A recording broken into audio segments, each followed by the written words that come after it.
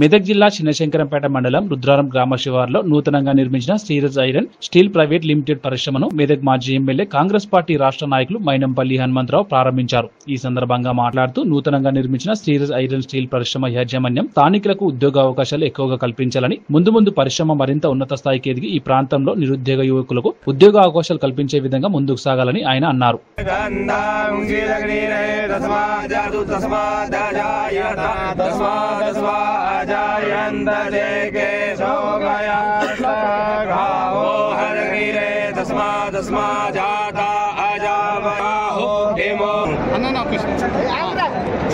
మండలంలో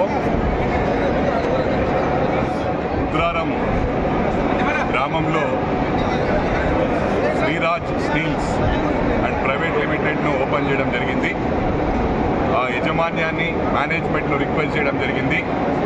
ఇక్కడ మండల స్థానికులకు ఉద్యోగాలు కల్పించాలని చెప్పి వాళ్ళు వెంటనే ఒప్పుకోవడం జరిగింది. ఏదన్నా మీ లెటర్ పంపిస్తే తప్పకుండా వాళ్ళు అన్నింటిలో ఎలిజిబుల్ అంటే తప్పకుండా మేము వాళ్ళని సెలెక్ట్ చేస్తామని